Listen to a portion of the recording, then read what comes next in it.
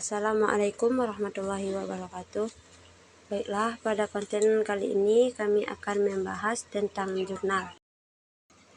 Baiklah, pertama-tama kami akan menjelaskan tentang jenis-jenis akun. Jenis akun yang pertama yaitu akun aset. Akun aset terdiri dari 3, yaitu aset lancar, aset tetap, dan aset tidak berwujud. Aset lancar adalah kas piutang usaha, persediaan, dan aset lain yang diharapkan dapat dikonversi menjadi kas atau digunakan dalam waktu 1 tahun. Aset tetap yaitu tanah, bangunan, peralatan, dan aset lain yang memiliki masa manfaat lebih dari 1 tahun.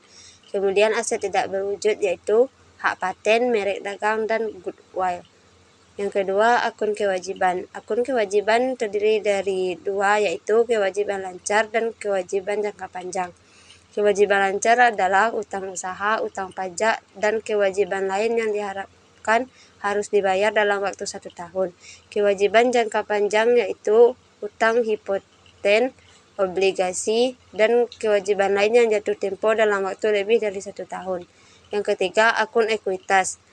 Akun ekuitas terdiri dari beberapa komponen. Yang pertama, modal saham. Modal saham adalah investasi pemilik atau pemegang saham ke dalam perusahaan. Yang kedua, laba ditahan. Laba ditahan yaitu keuntungan yang diperoleh perusahaan yang tidak dibagikan sebagai dividen, tetapi diinvestasikan kembali ke dalam perusahaan. Yang ketiga, komponen ekuitas lainnya yaitu suplai, revaluasi, cadangan modal, dan komponen ekuitas lainnya. Yang keempat, akun pendapatan. Pendapatan terbagi 2. Yang pertama, pendapatan penjualan, yaitu pendapatan dari penjualan barang atau jasa. Yang kedua, pendapatan lain-lain. Pendapatan lain-lain bersumber dari bunga, dividen, dan sewa. Yang kelima, akun beban. Beban terbagi 2, yaitu beban operasional dan beban non-operasional. Beban operasional yaitu beban yang terkait dengan operasi sehari-hari seperti gaji, sewa, utilitas, dan biaya pemasaran. Yang beban non-operasional adalah beban yang tidak terkait langsung dengan operasi utama perusahaan seperti beban bunga dan beban pajak. Berikutnya yaitu fungsi akun dalam akuntansi. Fungsi akun yang pertama adalah pengelompokan transaksi. Akun mengelompokkan transaksi berdasarkan jenisnya untuk memudahkan pencatatan dan analisis. Yang kedua, pelacakan keuangan. Akun memungkinkan perusahaan untuk melacak aliran dana masuk dan keluar. 3. Penyusunan laporan keuangan. Informasi dari akun digunakan untuk menyusun laporan keuangan seperti neraca, laporan laba rugi, dan laporan arus kas. 4. Pengawasan dan pengendalian. Akun membantu manajemen dalam mengawasi dan mengendalikan kinerja keuangan perusahaan. Dengan menggunakan sistem akun yang terstruktur, perusahaan dapat memastikan bahwa semua transaksi dicatat dengan benar dan laporan keuangan yang dihasilkan akurat serta dapat diandalkan. Adapun definisi akun yaitu akun dalam konteks akuntansi adalah catatan atau register yang digunakan untuk mencatat dan mengelompokkan transaksi keuangan yang berkaitan dengan unsur-unsur tertentu dalam laporan. Akun membantu dalam pengelompokan dan pencatatan transaksi agar mudah dilacak dan dianalisis. Setiap akun memiliki nama dan nomor unik yang memudahkan identifikasi. Perluasan persamaan akuntansi debit dan kredit. Sistem pembukuan berpasangan juga dikenal sebagai double entry account. Pengertiannya adalah metode pencatatan transaksi keuangan di mana setiap transaksi mempengaruhi setidaknya 2 akun dengan jumlah total debit selalu sama dengan jumlah total kredit. Sistem ini menjaga keseimbangan dalam catatan keuangan dan membantu dalam pengolahan serta pelaporan yang akurat. Pembahasan berikutnya yaitu sistem pembukuan berpasangan atau double entry bookkeeping, yang mana mengatasi kelemahan yang ada dalam penggunaan persamaan akuntansi sederhana dengan cara memberikan struktur yang lebih terperinci dan sistematik untuk mencatat transaksi keuangan. Berikut adalah cara-cara di mana sistem ini mengatasi kelemahan tersebut. Yang pertama, menjamin keseimbangan dan akurasi. Pada persamaan akuntansi sederhana, persamaan akuntansi aset sama dengan kewajiban ditambah ekuitas memberikan pandangan menyeluruh tentang keseimbangan keuangan. Tetapi, tidak menyediakan mekanisme untuk memverifikasi keseimbangan itu secara terperinci.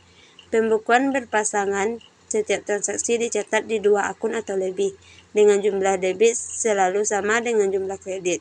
Ini memastikan bahwa setiap kesalahan pencatatan segera terlihat karena ketidakseimbangan dalam neraca. Yang kedua, detail yang lebih spesifik. Persamaan akuntansi sederhana tidak memberikan rincian tentang sumber dan penggunaan dana atau bagaimana transaksi mempengaruhi berbagai bagian dari laporan keuangan. Pembukuan berpasangan mencatat setiap transaksi dalam 2 atau lebih akun memberikan gambaran yang lebih rinci tentang bagaimana transaksi mempengaruhi berbagai elemen keuangan. Misalnya, mencatat pembelian aset dengan mencatat debit pada akun aset dan kredit pada akun kas atau utang. Yang ketiga yaitu deteksi dan pencegahan kesalahan. Persamaan akuntansi sederhana, kesalahan pencatatan transaksi mungkin tidak langsung terdeteksi karena tidak ada mekanisme untuk memeriksa keseimbangan setiap transaksi. Sedangkan pada pembukuan berpasangan, setiap entry memiliki 2 sisi, debit dan kredit, sehingga jika salah satu sisi tidak dicatat dengan benar, ketidakseimbangan ini akan segera terdeteksi. Yang keempat, mendukung pelaporan keuangan yang lebih baik. Pada persamaan akuntansi sederhana tidak secara langsung mendukung penyusunan laporan keuangan yang terperinci atau seperti laporan laba rugi atau laporan arus kas.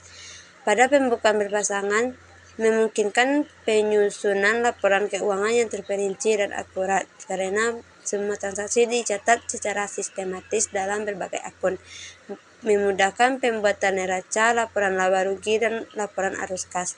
Yang kelima, memudahkan audit dan kepatuhan.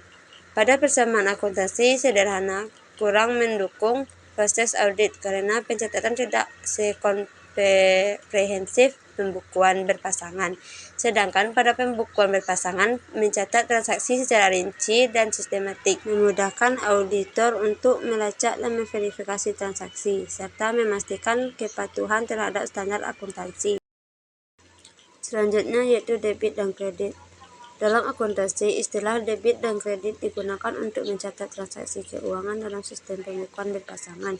Setiap transaksi akan mempengaruhi setidaknya 2 akun, dan jumlah total debit harus sama dengan jumlah total kredit, menjaga keseimbangan dalam pembukuan.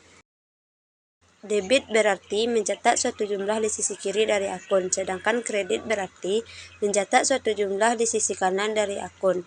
Mengapa debit dan kredit penting?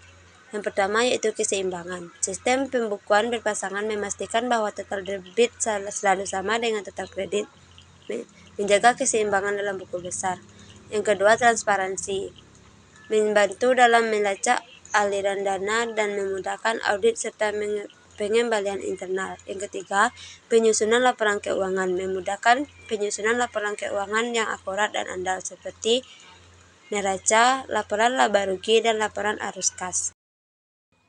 Dengan memahami konsep debit dan kredit, akuntan dapat mencatat setiap transaksi dengan tepat, memastikan keakuratan catatan keuangan, dan membantu dalam analisis serta pengambilan keputusan keuangan. Berikut adalah tabel pengaruh debit kredit pada aset, kewajiban, dan ekuitas pemilik, di mana aset bertambah terletak di debit dan aset berkurang terletak di kredit, sedangkan saldo normal aset terletak di debit.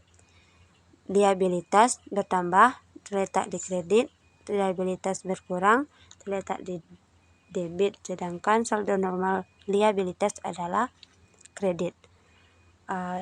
Pada ekuitas bertambah terletak di kredit, sedangkan ekuitas berkurang terletak di debit, dan saldo normal ekuitas terletak di kredit. Begitupun pendapatan sama dengan liabilitas dan ekuitas, di mana pendapatan bertambah terletak di kredit dan pendapatan berkurang terletak di debit, dan saldo normal pendapatan terletak di kredit. Yang terakhir yaitu beban.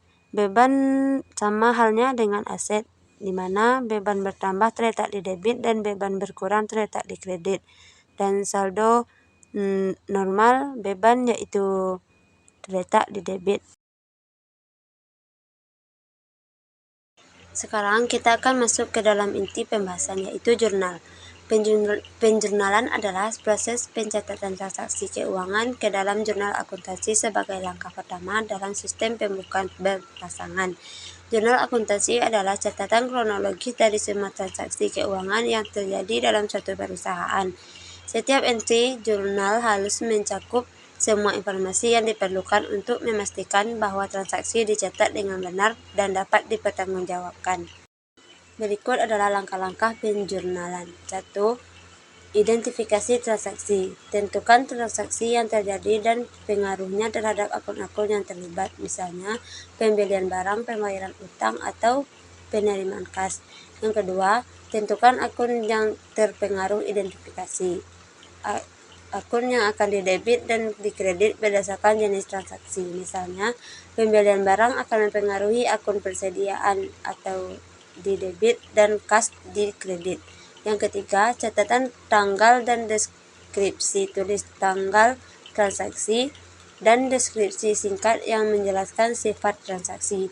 Deskripsi membantu dalam memahami konteks transaksi di masa depan. Yang keempat, tulis entry jurnal, memasukkan jurnal debit dan kredit sesuai dengan akun yang terpengaruh. Pastikan jurnal debit sama dengan jurnal kredit untuk menjaga keseimbangan.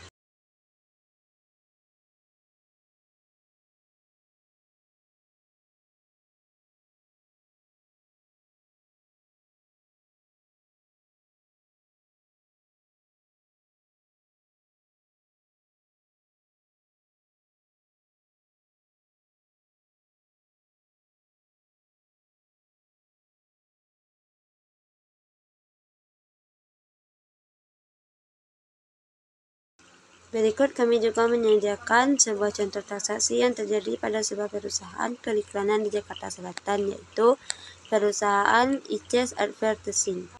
Transaksi yang terjadi yaitu pada tanggal 1, Miss ICES menginvestasikan senilai $10.000 ke perusahaan advertising yang dinamakan ICES Advertising.